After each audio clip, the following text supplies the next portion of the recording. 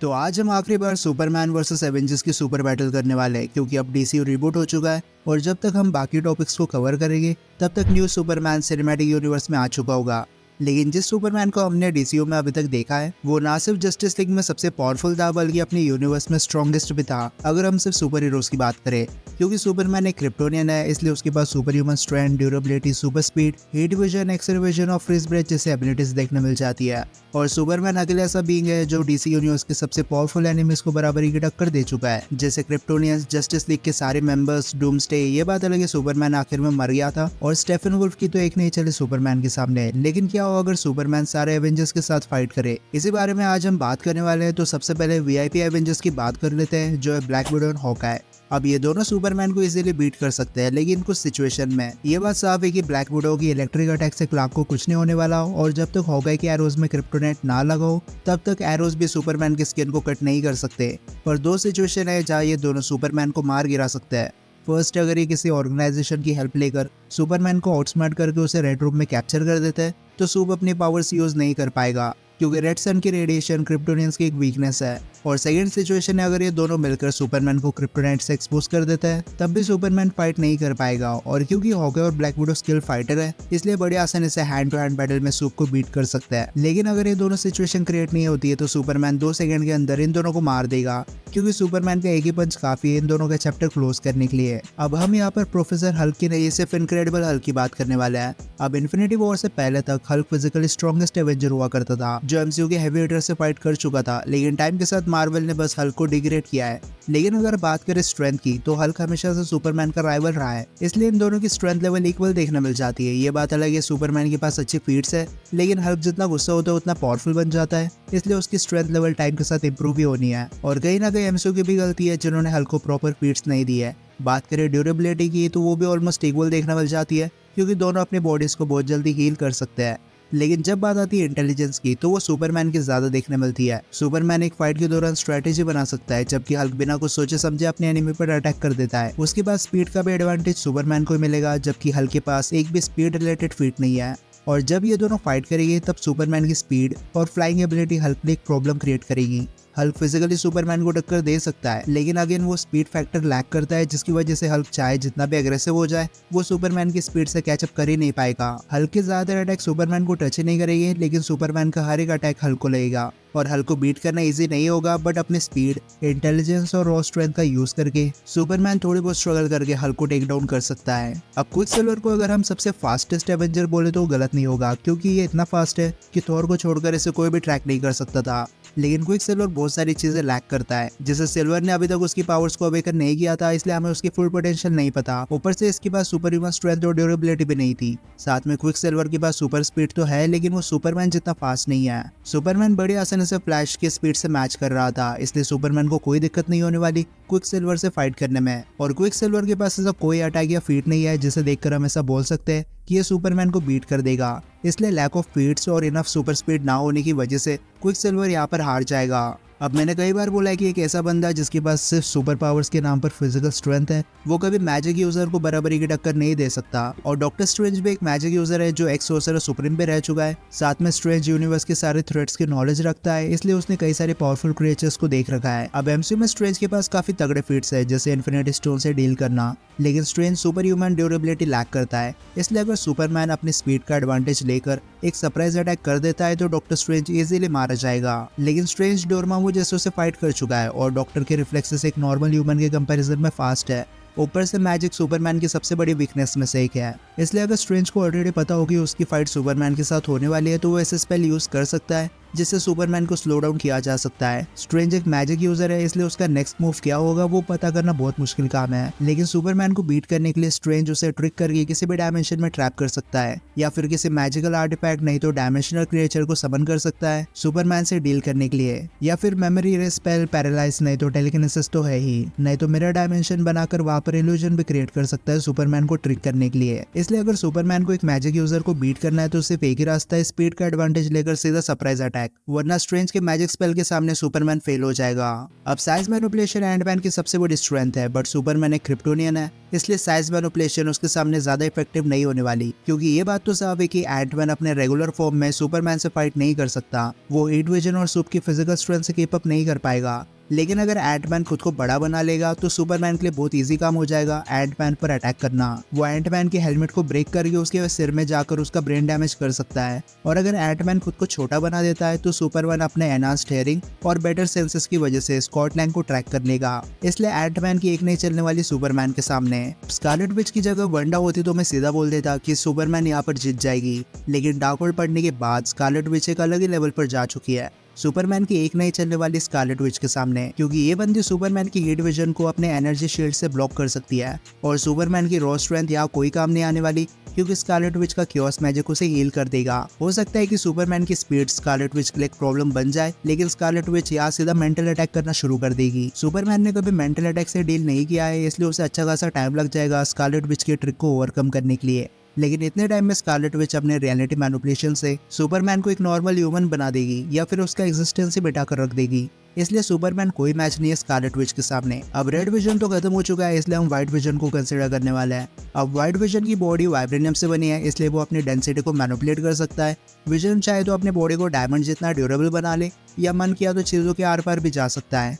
फिर super human strength और flying ability तो है ही इसके पास, और अब एक चिप माइंड स्टोन को रिप्लेस कर चुकी है, लेकिन फिर भी विजन के पास एनर्जी बेस्ड अटैक भी देखने मिल जाते हैं। अब स्ट्रेंथ की बात करें तो दोनों के पास सुपर ह्यूमन स्ट्रेंथ देखने मिल जाती है, लेकिन विजन के पास एक भी अच्छी फीट नहीं है, जबकि स्ट्रेंथ रिलेटेड सुपरमैन के पास बहुत सारी फीट्स है। ये बंदा जनरल जॉर्ड से लेकर डूम्सडे को बराबरी की टक्कर दे चुका है, और इस लेवल के एनिमी से विजन ने कभी फाइट नहीं किया है, इसलिए रॉ स्ट्रेंथ का एडवांटेज सुपरमैन को मिलेगा। फिर बात आती है हीट विजन और व्हाइट विजन के बीम्स की, तो सबसे पहले तो ये एक डाउनग्रेड है, क्योंकि एक मैनमेड चिप कभी माइंड स्टोन की एनर्जी लेवल से मैच नहीं कर सकती। लेकिन फिर भी ये बीम्स काफी फोकस तरीके से प्रोजेक्ट होती है, जिसकी एक्यूरेसी अच्छी है, और विजन अपने बीम्स की इंटेंसिटी को भी चेंज कर सकता है। लेकिन हमने सुपरमैन की हीट विजन की इंटेंसिटी को भी चेंज होते हुए देखा है। सुपरमैन ने अपने लेजर से ह्यूमन से लेकर स्टील रॉड्स और क्रिप्टोनियन शिप्स को डैमेज किया है। तो अगर कंक्लूजन की बात करें तो सुपरमैन की हीट विजन ज्यादा पावरफुल है अपने ज्यादा इंटेंसिटी और डिस्ट्रक्टिव नेचर की वजह से, और हीट विजन ने बेटर तरीके से एनिमीज को हर्ट किया है, जबकि व्हाइट विजन की एनर्जी बीम्स कितनी डिस्ट्रक्टिव है वो हमें नहीं पता।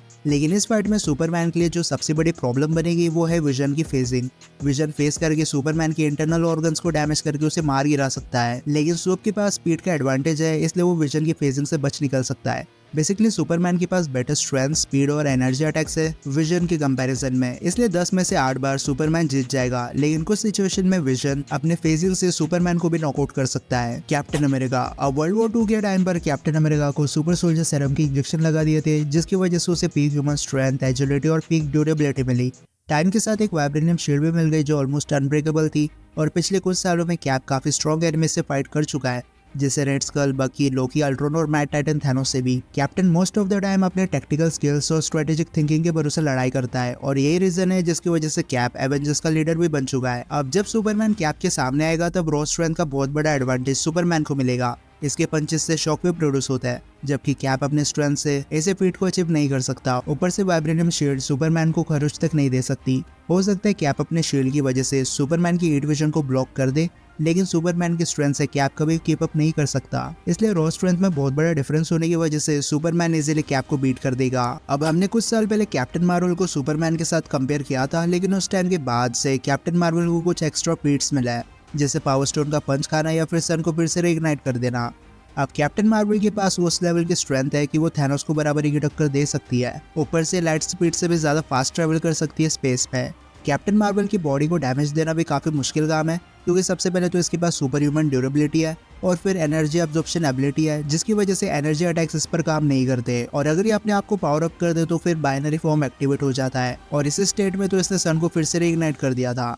अब सुपरमैन और कैप्टन मार्वल दोनों अपने यूनिवर्स के सबसे पावरफुल हीरोज में से एक है, लेकिन इन दोनों के एनर्जी अटैक एक दूसरे पे काम नहीं आने वाले, क्योंकि सुपरमैन की हीट विजन को कैप्टन मार्वल बड़े आसानी से एब्जॉर्ब कर लेगी। और वैसे तो सुपरमैन इतना ड्यूरेबल है कि उसे फोटोन बीम से कुछ नहीं होने वाला, पर हाला प्लेनेट का सन और हमारे सोलर सिस्टम के सन की प्रॉपर्टी सेम है और कैप्टन मार्वल की एनर्जी सन से मैच कर रही थी, इसलिए बहुत ज्यादा पॉसिबिलिटी है कि सुपरमैन की क्रिप्टोनियन सेल्स फोटोन बीम्स को एब्जॉर्ब कर ले। इसलिए अब इन दोनों को हैंड टू हैंड बैटल ही करनी होगी। अब दोनों के पास स्ट्रेंथ फीट अच्छे है और कैप्टन मार्वल अपने बाइनरी फॉर्म में सुपरमैन को इक्वली फाइट में टक्कर देगी। लेकिन जो चीज कैप्टन मार्वल लैक कर दी है वो है रिफ्लेक्सेस। सुपरमैन के रिफ्लेक्सेस फ्लैश के इक्वल है, लेकिन कैप्टन मार्वल भले स्पेस में लाइट स्पीड से ट्रैवल करती हो, लेकिन इसकी एजिलिटी और रिफ्लेक्सेस पीक ह्यूमन लेवल पर ही देखने मिलते हैं। और यही चीज इस फाइट में डिसएडवांटेज बन जाएगी कैप्टन मार्वल के लिए। कमजोर रिफ्लेक्सेस की वजह से कैप्टन मार्वल सुपरमैन पर अच्छे से अटैक ही नहीं कर पाएगी और सुपरमैन बड़ी आसानी से कैप्टन मार्वल के सारे अटैक्स को डॉज कर लेगा। सुपर ह्यूमन ड्यूरेबिलिटी होने की वजह से कैप्टन मार्वल भी सुपरमैन के कई सारे अटैक्स को खा सकती है,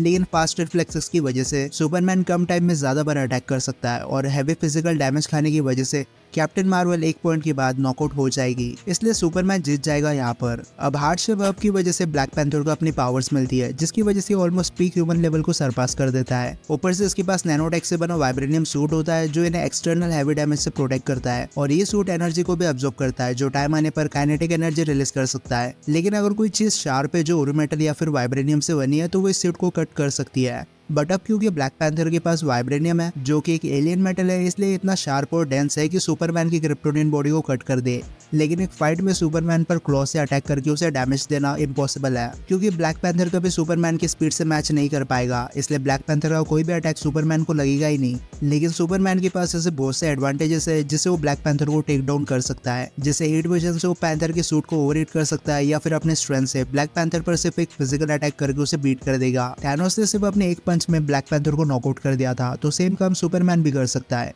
ऊपर से सुपरमैन के पास स्पीड का एडवांटेज है, तो वो ब्लैक पैंथर को पकड़ के सीधा स्पेस में फेंक देगा, नहीं तो डीप अंडर वाटर में जाकर रख देगा। इसलिए सुपरमैन के पास ऐसे कई सारे रास्ते हैं जिससे वो ब्लैक पैंथर को बीट कर सकता है, लेकिन सुपरमैन को बीट करने के लिए ब्लैक पैंथर कुछ भी नहीं कर सकता।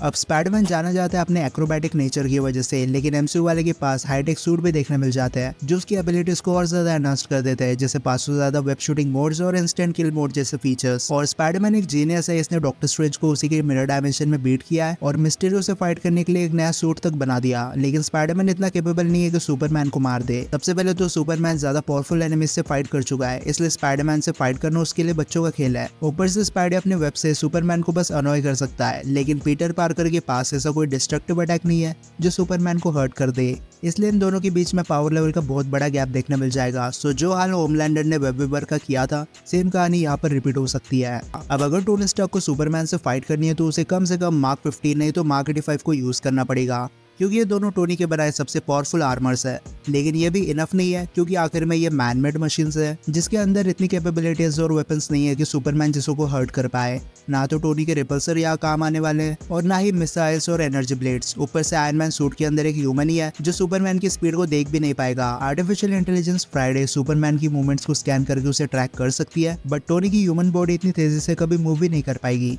इसलिए अगर ये दोनों रैंडमली फाइट करना शुरू कर देते तो 100% सुपरमैन जीत जाएगा, क्योंकि टोनी स्पीड, स्ट्रेंथ और ऐसी वेपनरी लैक करता है जो सुपरमैन को हर्ट कर पाए। अगर आयरन मैन को यहाँ जीतना है तो सिर्फ दो रास्ते, एक तो इन्फिनिटी स्टोन लो और स्नैप करके स्पाइडरमैन को सीधा धूल बना दो, या फिर दूसरा ऑप्शन है प्रेप टाइम लेकर एक तो क्रिप्टोनाइट से बना आर्मर बना दो, या फिर सुपरमैन की गर्लफ्रेंड नहीं तो मदर को कहीं पर छुपा कर रख दो, जिसकी वजह से सुपरमैन अटैक करने से पहले 10 बार सोचेगा। और सिर्फ प्रिपरेशन टाइम और इन्फिनिटी स्टोन होगी तभी कुछ पॉसिबिलिटी बनती है कि आयरन मैन सुपरमैन को टेक डाउन कर पाएगा, वरना इसे रैंडमली एनकाउंटर में तो आयरन मैन कभी सुपरमैन को बीट नहीं कर सकता। लेकिन इसी के साथ सुपरमैन वर्सेस एवेंजर्स की बैटल यहीं पर खत्म होती है। अब आप में से काफी सुपर फैंस कंफ्यूज हो गए कि थॉर कहाँ पर है, लेकिन मैं बहुत जल्दी थॉर को जस्टिस लीग और जस्टिस सोसाइटी के साथ कंपेयर करने वाला हूँ, तो वहाँ सुपरमैन वर्सेस थॉर हो जाएगी। लेकिन आज के लिए इतना ही। अब अगर आपके पास कोई ओपिनियंस हो तो मुझे कमेंट सेक्शन में बता सकते हो। अगर आप सुपर बैटल को फाइनेंशियली सपोर्ट देना चाहते हो तो इस कोड को स्कैन करके कंट्रीब्यूशन दे सकते हो। तो अब मैं मिलता हूँ आपसे अगले वीडियो में, तब तक गुड बाय।